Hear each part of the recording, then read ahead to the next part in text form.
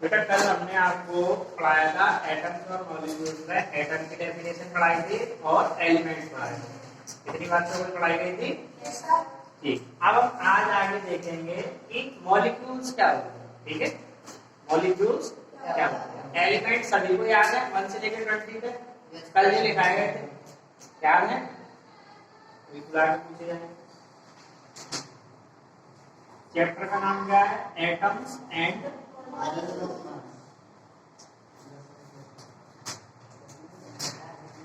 Atoms and molecule.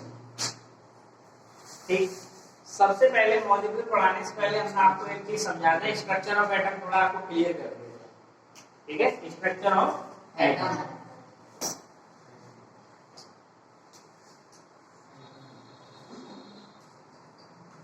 ये सब heading है, इसमें आप देखते जाओ स्ट्रक्चर ऑफ एटम को किस तरह से हम देखते हैं। देखिए, सोलर सिस्टम तो सभी लोग जानते होंगे। सोलर सिस्टम में सेंटर में क्या होता है? सन। और सन के चारों ओर ऑर्बिट्स होती हैं।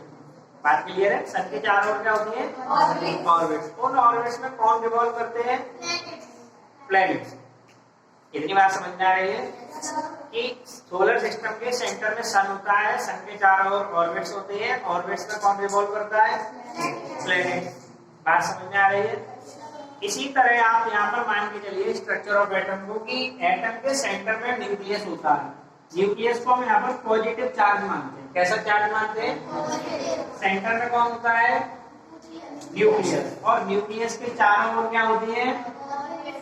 ऑर्बिट। इस तरह से ऑर्बिट्स बनती जाएंगी। ठीक है, समझ आ रही है आप लोग को? ये क्या है? आपकी ऑर्बिट्स। जिस तरह से प्लैनेट रिवॉल्व करते हैं ऑर्बिट के अंदर, यहाँ पर कौन रिवॉल्व करेगा? इलेक्ट्रॉन्स। कौन रिवॉल्व करेगा बेटा? इलेक्ट्रॉन्स। तो यहाँ पर हमने पॉजिटिव चार्ज क्यों लिया है न्यूक्लियस को, तो अभी हम आपको समझा देते हैं। देखिए, एटम को हमने जब पढ़ाया था तो आपको बताया था कि atom is the smallest particle. Atom छोटा होता है, पर हमने आपसे ये नहीं कहा था कि एटम से छोटा कोई नहीं होता। एटम से भी छोटे कुछ पार्टिकल्स होते हैं जो एटम के अंदर पाए जाते हैं। जो एटम के अंदर, उन सभी पार्टिकल को हम कहते हैं सब एटॉमिक पार्टिकल्स। कौन से पार्टिकल्स?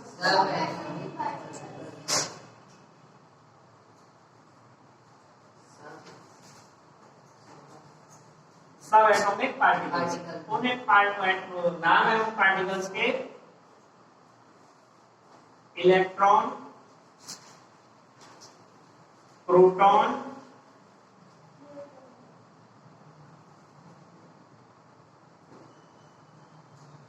ठीक है, इलेक्ट्रॉन, प्रोटॉन और न्यूट्रॉन। बात समझ में आ गई? ये सब किसके अंदर पाए जाते हैं? एटम के अंदर पाए जाते हैं। जिसमें से आपके ये दोनों जो हैं पार्टिकल, प्रोटॉन और न्यूट्रॉन, जो किसके अंदर पाए जाएंगे? न्यूक्लियस के अंदर पाए जाएंगे। किसके अंदर पाए जाएंगे बेटा? न्यूक्लियस के अंदर पाए जाएंगे। इसके ऊपर कैसा चार्ज होता है? नो चार्ज, कोई चार्ज नहीं होता। प्रोटॉन पे पॉजिटिव चार्ज और इलेक्ट्रॉन पे नेगेटिव चार्ज होता है। ठीक है, तो न्यूक्लियस के अंदर प्रोटॉन और न्यूट्रॉन होते हैं। न्यूट्रॉन पे कोई चार्ज नहीं होता है, प्रोटॉन पे पॉजिटिव चार्ज होता है, इसलिए न्यूक्लियस का चार्ज कैसा है? पॉजिटिव। ठीक है, तो इलेक्ट्रॉन्स क्या करेंगे? इलेक्ट्रॉन एक ऑर्बिट में घूमेंगे न्यूक्लियस के चारों ओर। न्यूक्लियस के बात समझ में आ रही है? अब ये कैसे क्लैरिफाई हो पाए कि फर्स्ट ऑर्बिट में कितने इलेक्ट्रॉन, सेकंड में कितने इलेक्ट्रॉन, थर्ड में, फोर्थ में, इस तरह से जो इलेक्ट्रॉन अन्य ऑर्बिट्स में चलते रहेंगे, कितने ऑर्बिट्स मतलब कितने इलेक्ट्रॉन किस ऑर्बिट में रखे जाएंगे। तो इसके लिए बेटा एक फॉर्मूला होता है। क्या होता है इसके लिए? 2n²। क्या होता है फॉर्मूला? 2n²। तो यहाँ पर जो n है वो है नंबर ऑफ ऑर्बिट्स। n क्या चीज है? Number of orbits. देखिए यहाँ पर n equal to number of orbits. जैसे आप फर्स्ट ऑर्बिट के लिए निकाल रहे हो तो इसमें क्या करेंगे? 2 × 1 का स्क्वायर, मतलब 2 आ गया, क्योंकि 1 का स्क्वायर 1 और 1 का मल्टीप्लाई 2 से करोगे तो आ जाएगा 2। सेकंड वाले में क्या होगा? यहाँ पर आपने क्या लगाया? 2 का स्क्वायर 4 और 4 2 8, इसी तरह थर्ड में आप लगाएंगे तो क्या आएगा 2 इंटू 3, 3 का स्क्वायर कितना होता है बेटा 3 का स्क्वायर 9 टू क्या 18। तो आपने यहाँ पर एक सीक्वेंस देखा कि फर्स्ट ऑर्बिट में 2, सेकंड में 8 और थर्ड में 18 और उसके बाद ऐसे ही सिस्टम आगे चलता रहे। बात समझ में आई कि नहीं आई? तो आपने देख लिया कि फर्स्ट ऑर्बिट में कितने इलेक्ट्रॉन्स आएंगे 2, तो हमने फर्स्ट ऑर्बिट में 2 इलेक्ट्रॉन्स लगा दिए। बात समझ में आ रही है? फर्स्ट ऑर्बिट में कितने लगा दिए 2, 1 इलेक्ट्रॉन सेकंड में, इस तरह से इलेक्ट्रॉन लगाते जाएंगे। ठीक है, ऐसे ही तीसरे ऑर्बिट में कितने आ जाएंगे 18। ये सारे इलेक्ट्रॉन किसके चारों ओर घूम रहे हैं न्यूक्लियस। बात क्लियर है? ये सभी चारों ओर घूम रहे हैं न्यूक्लियस के। बात क्लियर है? इसी को कहते हैं स्ट्रक्चर ऑफ एटम। एटम के इनको जो ये रिंग है इनको बोलते हैं ऑर्बिट। सेंटर में न्यूक्लियस होता है, न्यूक्लियस के अंदर कौन रिवॉल्व करता है इलेक्ट्रॉन्स। इलेक्ट्रॉन पे चार्ज कैसा होता है नेगेटिव, और प्रोटॉन पे चार्ज कैसा होता है पॉजिटिव, और न्यूट्रॉन पे कोई चार्ज नहीं होता। तो आपने समझ लिया कि स्ट्रक्चर ऑफ एटम ये है। स्ट्रक्चर ऑफ एटम जो तुम्हारा अगला चैप्टर का ही नाम है पूरा। चैप्टर का नाम क्या है? हाँ, चैप्टर का नाम है स्ट्रक्चर ऑफ एटम। उसमें हम एटम के एक एक स्ट्रक्चर के बारे में पढ़ने वाले हैं कि भाई एटम का ये स्ट्रक्चर आया कहाँ से। हाँ, तो नोट कर लिया तुम लोगों ने? ठीक, अब हेडिंग डालने में आप लोग मॉलिक्यूल पढ़ेंगे कि मॉलिक्यूल क्या होता है।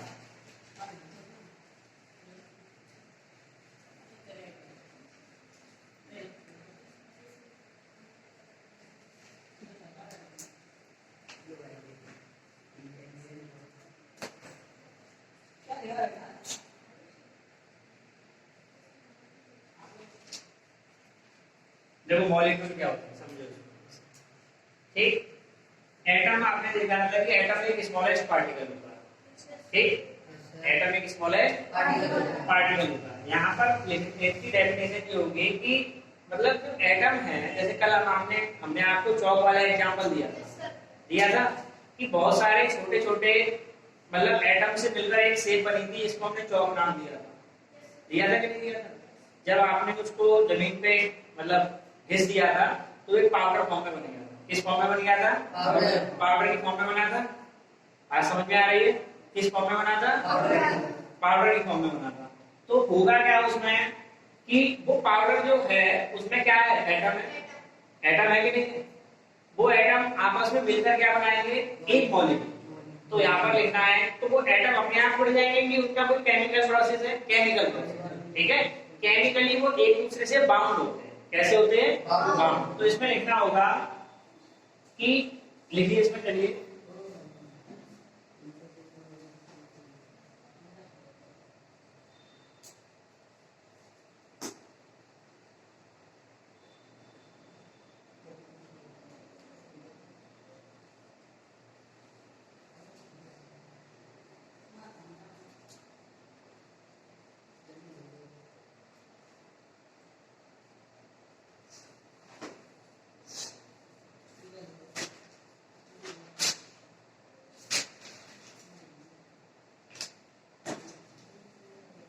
ठीक है। जब दो या दो से ज्यादा एटम्स कंबाइंड होते हैं कैसे केमिकली, तो वो क्या बन जाते हैं मॉलिक्यूल। बात क्लियर है? समझ में आ रही है? आप इसको नोट करें। ठीक है, नोट करने के बाद हम आपको बताएंगे कि किस तरह से मॉलिक्यूल फॉर्म होते हैं। ठीक, पहले इसको आप नोट करो।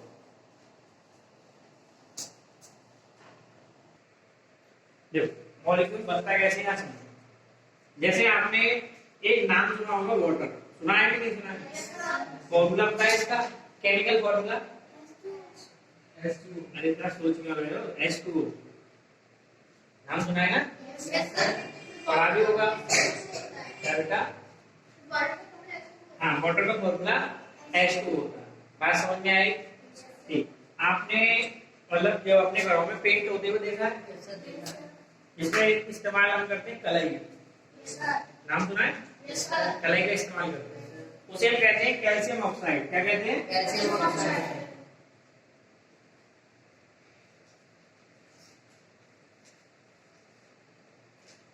फॉर्मूला क्या होगा? कैल्शियम का सिंबल सी है, और ऑक्साइड के लिए हमेशा O लगाते हैं। क्या लगाते हैं? O। तो कैल्शियम ऑक्साइड का फॉर्मूला क्या होगा? CaO। बात समझ में आई कि नहीं आई? अच्छा, और किस कौन कौन से तुमने केमिकल फॉर्मूले के नाम सुन रखे हैं? कुछ आइडिया है? और कार्बन डाइऑक्साइड, बिल्कुल सही बात।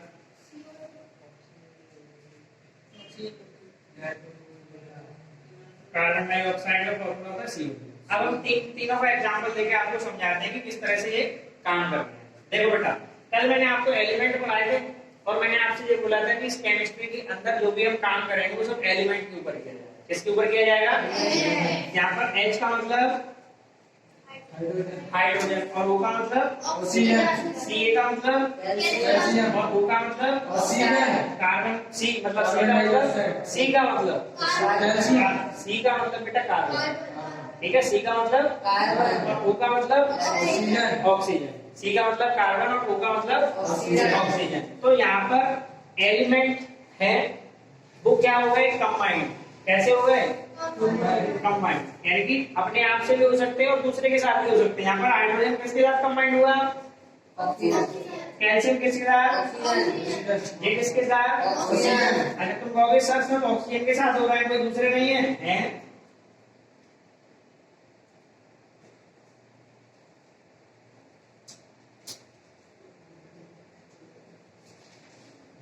H2S, देखो ये किसके, हाइड्रोजन किसके साथ कंबाइंड हुआ है? सल्फर के साथ। बात समझ में आ रही है? किसके साथ कंबाइंड हुआ है? सल्फर के साथ। तो इसमें देखो hydrogen oxygen, calcium oxygen, carbon oxygen और हाइड्रोजन और सल्फर, ठीक। ये सारे मतलब क्या है, आपके एलिमेंट अलग अलग थे वो कंबाइंड हो गए तो वो क्या बन गए? कंपाउंड बन गए। क्या बन गए बेटे? कंपाउंड। ये मॉलिक्यूल अभी है, ठीक है, और नहीं है, ये क्या है? कंपाउंड है। क्या चीज है? कंपाउंड है। तो यहाँ पर आपको समझना होगा कि यहाँ पर हुआ क्या कि एक ऑक्सीजन, क्या चीज? एक ऑक्सीजन किसके साथ कंबाइंड हो गया? हाइड्रोजन, दो हाइड्रोजन के साथ। बात समझ में आ गई? यहाँ पर एक कैल्शियम एक ऑक्सीजन के साथ, एक कार्बन दो ऑक्सीजन के साथ कंबाइंड हो गए। बात समझ में आई कि नहीं आई? और उधर दो हाइड्रोजन एक सल्फर के साथ कंबाइंड हो गए। जिस तरह वाटर का बना है इस तरह तुम देख सकते हो। बात समझ में आई कि नहीं आई? आई? अच्छा ठीक। एक चीज और देखो, यहाँ पर आपने इस तरह से लिखा हुआ देखा है O2, यस सर, देखा है H2, यस सर, देखा है N2, no sir, yes sir, देखा है, यस सर, ठीक। और क्या देखा है तुमने? और कुछ देखा है? M2, C2 नहीं सर, M2, चलो तो C2 देखा है। यहाँ पर देखिए O2, यानी कि यहाँ पर ऑक्सीजन के कितने एटम है? नाइट्रोजन के, हाइड्रोजन के कितने हैं? सॉरी, हाइड्रोजन कितने हैं? दो एटम है इसके, इधर भी है इधर भी है। बात क्लियर है? एक और एक, दो एटम मिलकर क्या बना रहे हैं? One molecule. कितने मॉलिक्यूल?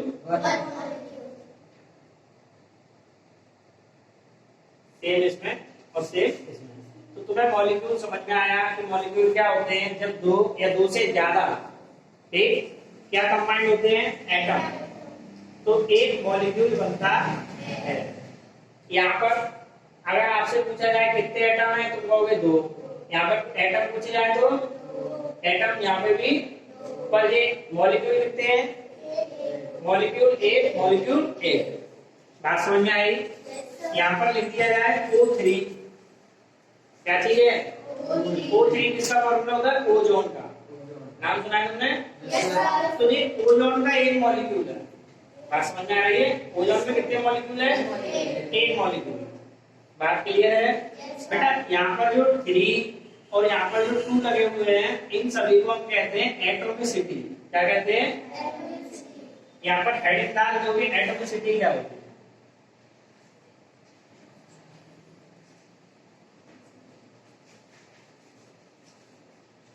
ठीक है, इसे क्या कहते हैं?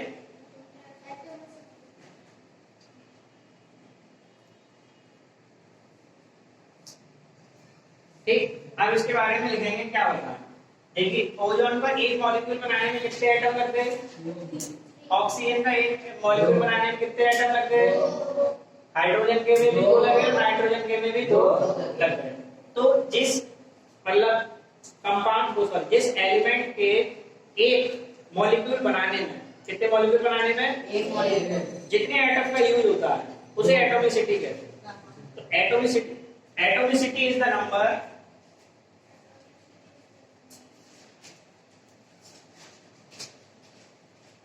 इस तरह से the number of atoms used in one molecule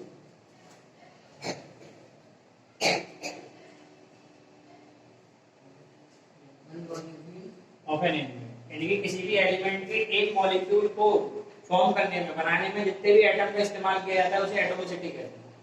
बात क्लियर है? बताइए बेटा, बात समझ में आएगी नहीं आएगी? एक चीज को आप नोट कर लीजिए, the number of atoms used in one molecule of an atom। अब यहाँ पर बेटा हम देखेंगे, जैसे आपने देखा कि S8, S का मतलब S किसका सिंबल है? सल्फर। S किसका सिंबल है? सल्फर। तो यहाँ पर सल्फर के एक मॉलिक्यूल को बनाने में कितने एटम लग रहे हैं? 8। तो सल्फर का मतलब जो एटॉमिसिटी हो गया कितना हो गया? 8। बात क्लियर है? तो जो नंबर है वो क्या बता रहा है आपको? एटॉमिसिटी। क्या बता रहा है आपको? एटॉमिसिटी। तो हमने मॉलिक्यूल देख लिया, एटॉमिसिटी देख ली, इतनी बात क्लियर है? क्लियर है? समझ में आ रही है बातें? ठीक। अब हम इसमें क्या देखेंगे? कंपाउंड। क्या देखेंगे? कंपाउंड। समझ में आई ना बात? चैप्टर 2 जो आपका जो दे रखा है उसमें भी आपको एलिमेंट और कंपाउंड पढ़ने को मिलेगा। तो यहाँ पर आप एक बार कंपाउंड समझ लोगे तो आपके समझ में आ जाएगा। ठीक है कि कंपाउंड क्या होता है बेटा। देखो इसमें कंपाउंड क्या बताया गया? कंपाउंड का मतलब जैसे कि आपका वाटर है, वाटर एक कंपाउंड है, मिक्सचर ऑफ 2 और मोर एलिमेंट, हाइड्रोजन और ऑक्सीजन। बात क्लियर है? जब हमने यहाँ पर मॉलिक्यूल बनाए थे तो उन सभी में सेम तरह के एलिमेंट एटम का यूज किया गया था, सेम एटम का यूज किया गया था। ऑक्सीजन का एक मॉलिक्यूल बनाने के लिए ऑक्सीजन के ही 2 एटम लिए गए, हाइड्रोजन बनाने के लिए हाइड्रोजन का एक मॉलिक्यूल बनाने के लिए हाइड्रोजन के ही 2 एटम लिए गए। बात क्लियर है? समझ में आ रही है? अब यहाँ कंपाउंड बनाने के लिए ऐसा कोई कंपलसरी नहीं है कि उसी एलिमेंट के ही एटम को लिया जाए। बात समझ में आई? तो कंपाउंड ये होता है, compound is a mixture of 2 और मोर एलिमेंट्स, 2 और मोर element in a fixed ratio by mass, in a fixed ratio by mass. इस चीज को नोट कर लीजिए, compounds are the mixture of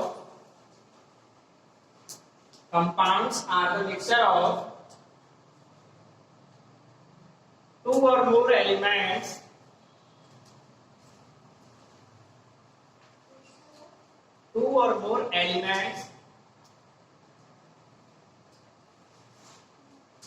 in a fixed ratio by mass, in a fixed ratio by mass। ठीक, बात समझ में आई ना? नोट हो गया आपको? तो आपने इतनी चीजें आपने देख ली, मॉलिक्यूल, एटॉमिसिटी और कंपाउंड।